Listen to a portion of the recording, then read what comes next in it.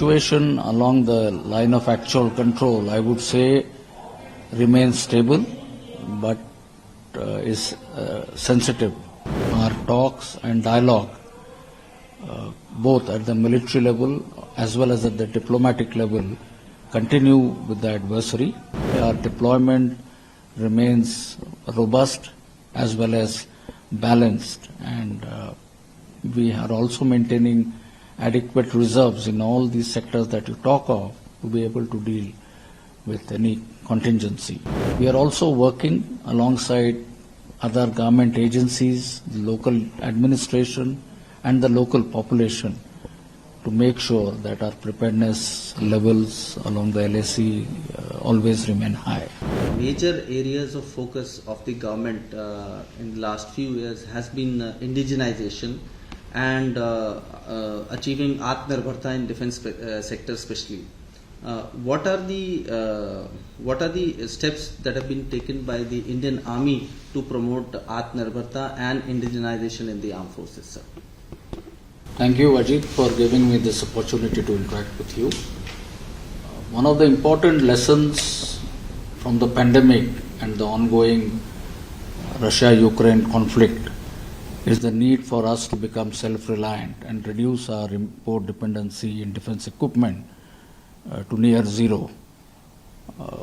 Added to this is the fact that we also want to leverage the innovation potential as well as the vibrant startup ecosystem in our country.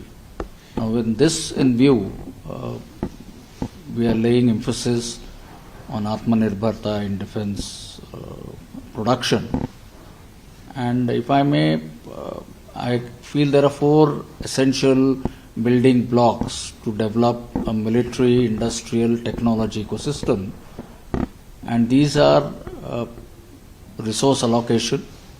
Second is enabling government policies and provisions.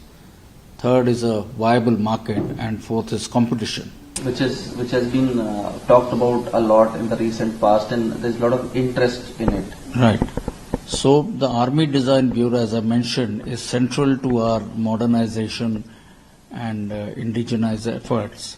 As on date, the Army Design Bureau is looking at close to 350 design and development as well as research and development projects in which they are engaging with about 450 industries, including the DRDO.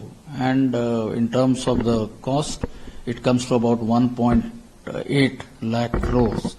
So this is what the Army Design Bureau is doing. With 1.8 lakh crore worth of equipment projects that we are looking at through the indigenous research and development route. If I were to further amplify, under the Make One scheme, we currently have 53 projects which are in progress, out of which contracts have been signed for 2 projects. Then we have the design and development projects with the DRDO, where we have 54 of the projects which are going on. In the innovation for defense excellence, under this route, we have close to 50 odd projects, of which 4 contracts have already been signed. At the field army level, we have to our field formations what we refer to as the Innovation, Research and Development Fund. So this is the provision which has been given to them to further progress projects in this line. And with the DRDO itself, we have 6 ongoing technology development front projects and another close to 50 projects which we are progressing with the academia through art track, through the route of Army Technology Board. So these are various methods by which we are parallelly moving in terms of indigenization or Atmanirbhar projects. You also asked as to which are the areas or the key focus areas.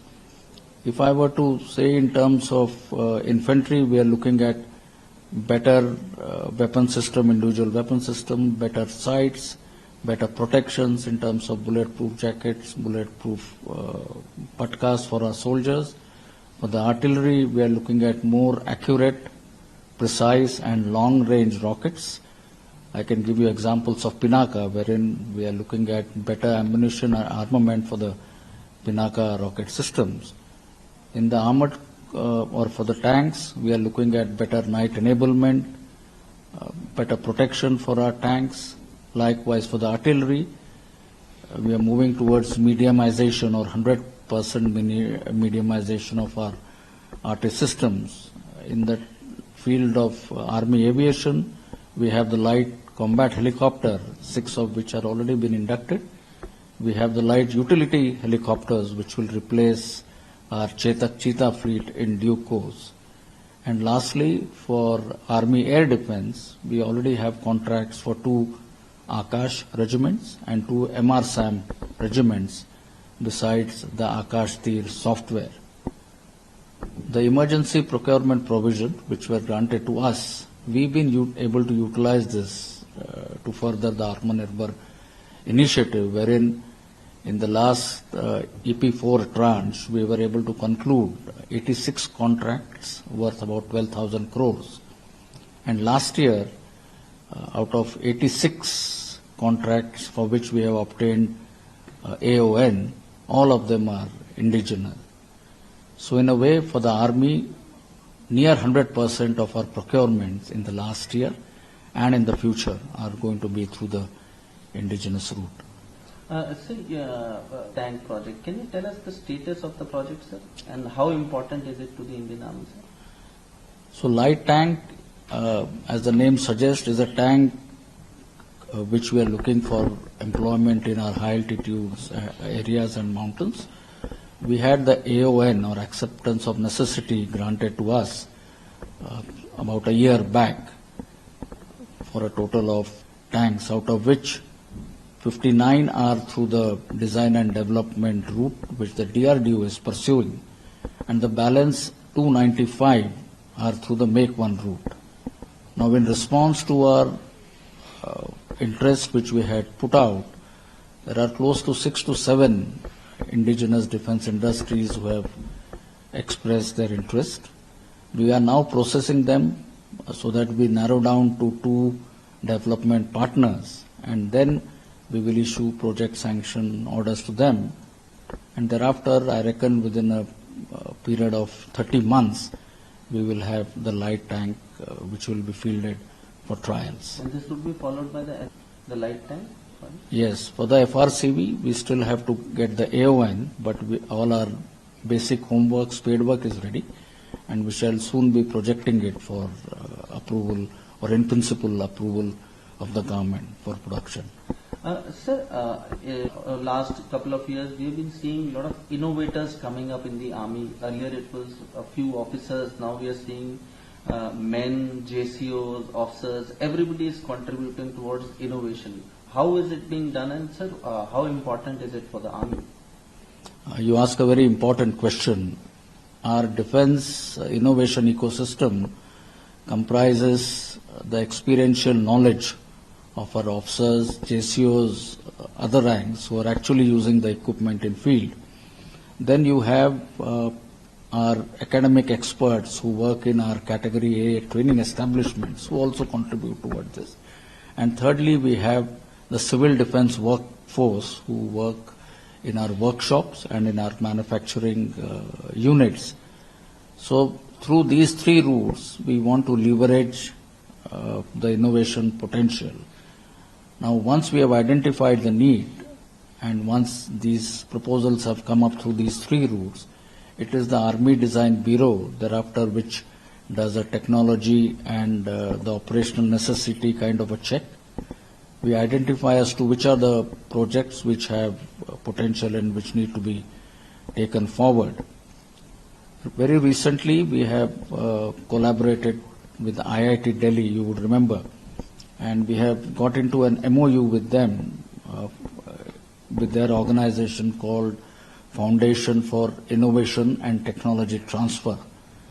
So that through this, once the innovation which have the potential, the technology of it can be transferred to certain private vendors for larger production. Very recently, there is a project called Vidyut Rakshak, wherein one of your, yes, so he was working, or he has been working in IIT for the last couple of years, and this innovation and this technology for generators and management of electricity power requirements in the field has now been transferred to one of the vendors, and we will now produce it in larger numbers. I must also mention here of our patents which we have been applying to get intellectual property rights for our innovators. We had a total of 66 cases, out of which 11 patents have already been granted. There are 5 for which we have received the copyrights, and for another 5, the technology registration has taken place. So this is another way which we want to encourage our innovators. Now this is January 24, and it's always been 4 years since we had seen attempts to alter the status quo on the LEC. Can you tell us, sir, how is the overall security situation along the northern border, especially Ladakh and Arunachal areas, and how prepared is the Indian Army to tackle the challenges, whether it is these winters or... Right, so the situation along the line of actual control, I would say, remains stable, but is sensitive. In the last 1 year or thereabouts, we haven't had any more friction areas in this. In terms of our efforts at resolution, our talks and dialogue, both at the military level as well as at the diplomatic level, continue with the adversary. We have had total of 20 senior higher military commander levels meetings and 14 WMCC meetings since April of 2020. So the means of these talks, we hope and we are hopeful that we'll find a resolution to the balance two issues. In terms of what is our preparedness levels, I would say our deployment remains robust as well as balanced, and we are also maintaining adequate reserves in all these sectors that you talk of to be able to deal with any contingency. While this is happening, we are also focusing on our capability development in these areas in terms of infusion of technology, modernization, inducting better systems such as our protected vehicles, surveillance drones, better communication radio sets, etc. Simultaneously, our effort and focus has also been on infrastructure development, be it the habitat, be it the forward connectivity to the line of actual control, or strategic road connectivity, all whether in terms of alternate routes of induction.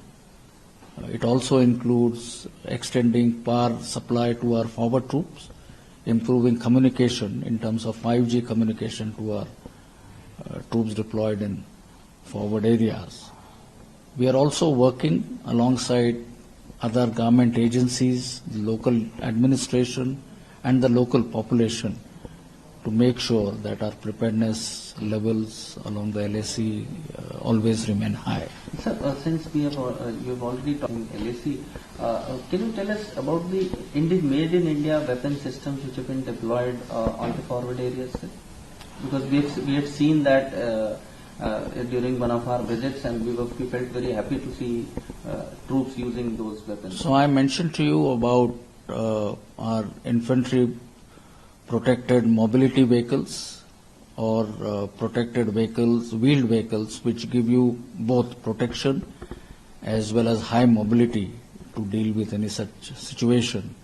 We are also having drones and UAVs of different types, right from a micro UAV which gives you a range of 500 meters to a kilometer, and moving up to mini UAVs. We have the male and hail category of remote-led piloted aircraft systems. In terms of habitat, survivability, which we are utilizing the 3D printing technology for A, constructing our habitat, B, improving our defense works. So these are some of the areas where the new technology or even niche technologies we are able to utilize in forward areas. The quantum computing through this We are in the final stages of the trials, and I think once that happens, we'll have secure or better secure communication through the quantum computing, encryption and technology. How is the overall security situation along the line of control, where we have seen in recent past the Pakistani side has been trying to revive terrorism, especially in the Rajouri Poonch area? What are the measures that have been taken by the force to counter that, sir? So if I were to give you figures of last year, that is 2023, the violence levels, I would say, have come down. We have had total of 71 terrorists who were eliminated in J&K, of which 35 were in the hinterland and another 36 were as a result of successful counter-infiltration operations. So the overall violence levels have come down. However, you mentioned of the recent spurt in activities in the Rajouri Poonch sector, which is something which we are currently addressing. And what is it that we are doing to address this situation? I would list out 5-6 major issues. A, we have strengthened and reoriented our deployment both along the line of control, along the anti-infiltration obstacle system, as well as in the hinterland.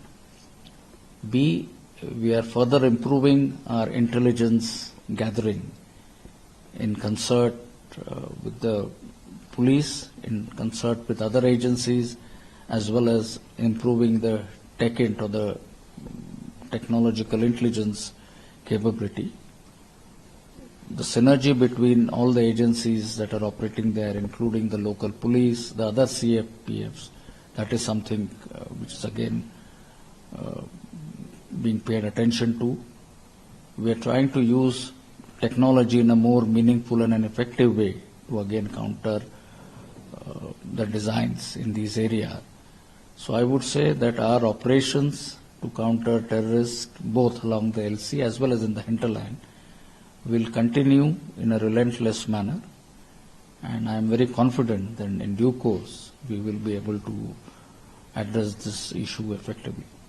And sir, force, TechInt, human, all these have been strengthened. Does it mean inducting more troops have been sent, or it's the troops which are already present, they have been reoriented and in this area especially? So I would say it's an ongoing process, and I mentioned about reorientating the deployment, inducting some additional forces where required, inducting some additional technology and additional equipment. So this is part of our entire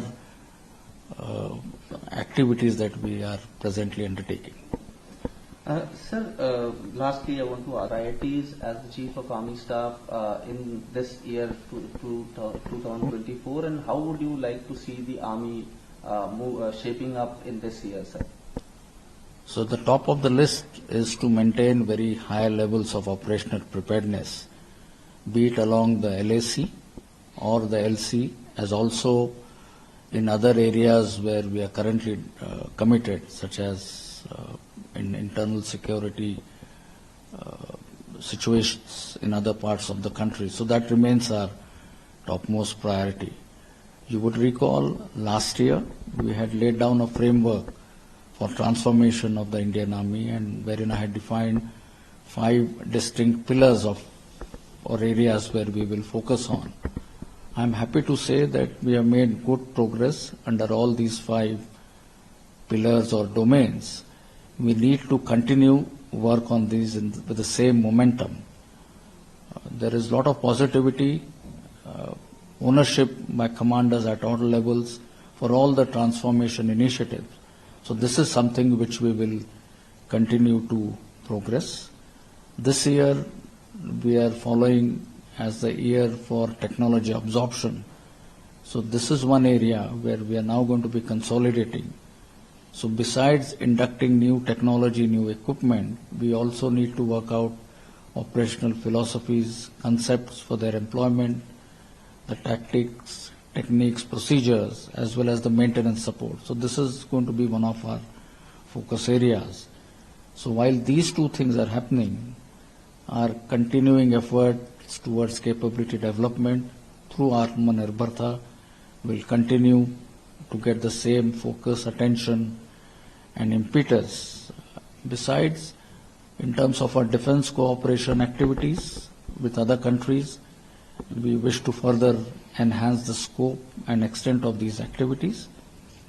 The human resource management aspect, the Agnipath scheme, of which the first 2 or 3 batches have already, the soldiers have moved on to the units.